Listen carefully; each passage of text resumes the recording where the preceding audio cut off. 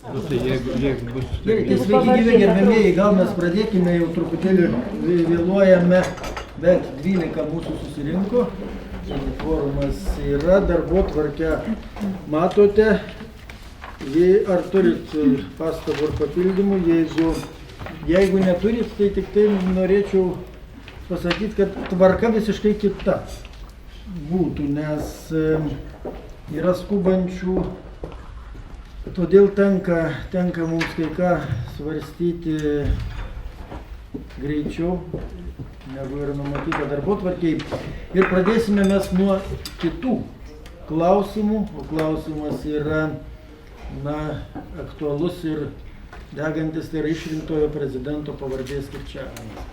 Čia profesorius Pakelys irgi yra, jis parašęs gražų laišką komisijai, tai jis yra išdėstęs taip, kaip turėtų būti pagal tą tradicinį kirčiavimą, pagal to krašto pavardžių kirčiavimo dėsningumus, kad turėtų būti antroji kirčiuotė, Nausėda ir žmona Nausėdienė, bet toliau pasamprotavo, kodėl čia vis dėlto kalboje tas pastovus kirtis akivaizdžiai plinta.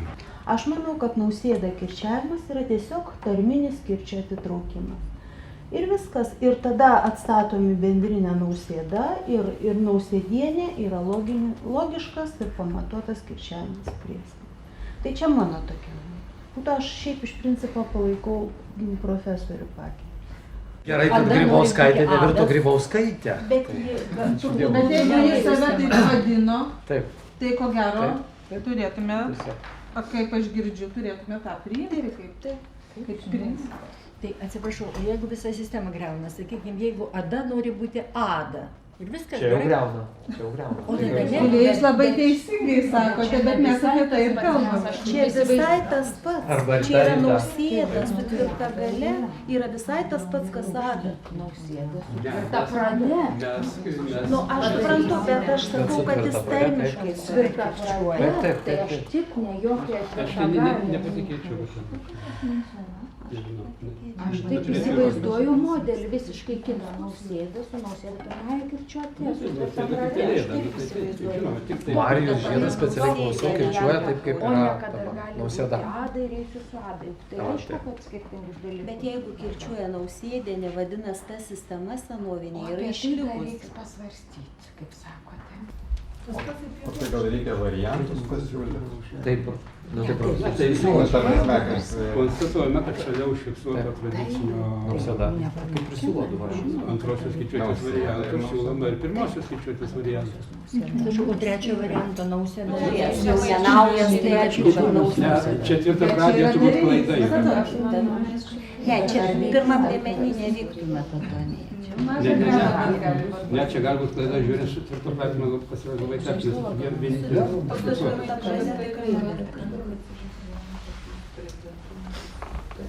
Gerai, tai einam prie antrų klausimų tada.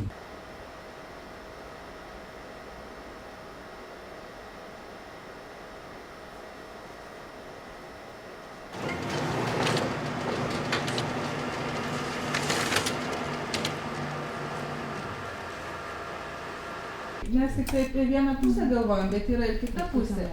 Archaiškas. O, čia tai šis.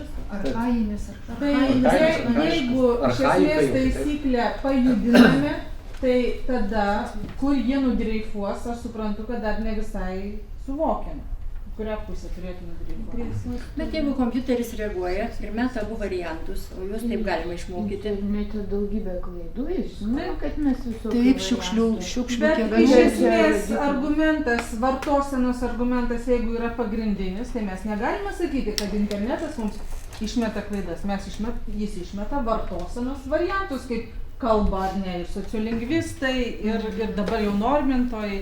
Visuotinai vartojamas naivus. Aš pirmą kartą gyvenime naivų išgirdau iš profesoriaus Dumčiaus, kuris buvo mokytis Europoje ir kuris mokėjo antikinės kalbas. Naivų, galvoju, koks čia kitas žodis, naivų. Jau 50 metų jis nebėra. O socialistas, bandau ieškoti ir nerandu, iš visų sako batalionas, bet ne batalionas. Socializmas, nesako nieks čia jokių hiatų. O tai ką daryti?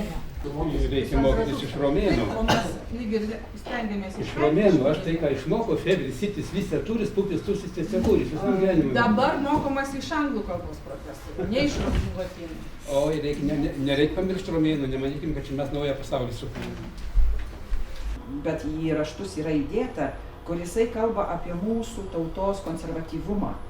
Ir jisai sako, kad taip, lietuvių kalba yra labai graži, archaiška, bet kodėl?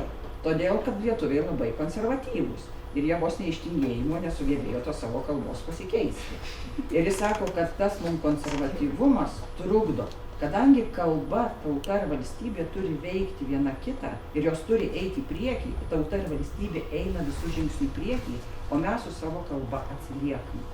Bet mes esam tokie ir nieko nepadarysi, aiškiai matyti per visą knygą, kas turėsite kantrybės perskaityti, pamatysite, kad eina nuo seniausių laikų. Tas toks mūsų baimė pakeisti, kaip yra, taip gerai, tik gink-Dieve, nekiškite nagų ir nieko nepakeiskite, nes aš nežinosiu, ką daryti. Vat Šalkauskis tą labai gražiai toj citatui pasakė, tik nelieskite manęs, tik nelieskite kalbos. Nors tai nesupratimas, kad visiškai ne kalbos tai yra, tai prie tos kalbos prisilietimas. Ir vienas iš tokių būtų pasakymų, na kaip, dar atsiprašau, toks ekskursas, kaip sako komunikacijos fakulteto dekanas Laužikas, ta lietuvių tauta yra užsikonservavusi XIX amžiaus supratime. Iš tiesų, taip kaip mes žiūrime į kalbą, tautą ir valstybę, toks supratimas Europoje buvo XIX amžiuje.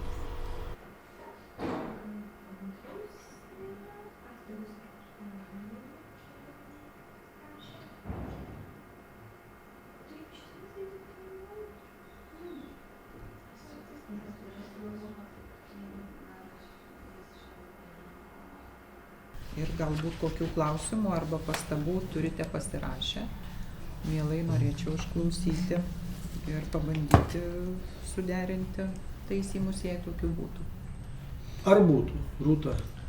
Aš tai neklausimą, bet laivo avarija man šitą, labai sunki laivo avarija.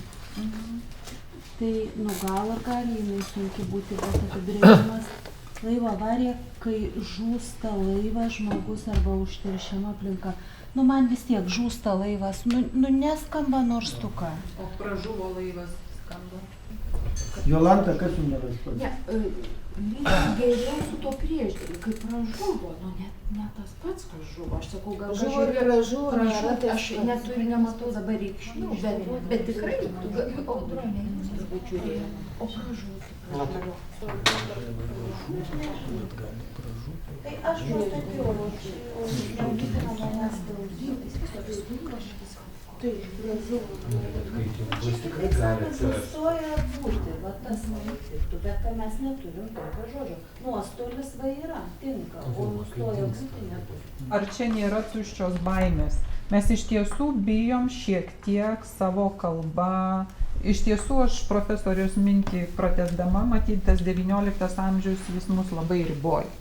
Mes šiek tiek, tai yra mūsų pačių neskolintinė leksika. Mes bijom, kai reikia šiek tiek praplėsti reikšmę, nors potencialas tai plėtrai tikrai yra. Mes tada bandom kažkokiais, kartais nežmoniškais būdais, kartais aukodami prasmę ar dar ką nors padaryti kitaip.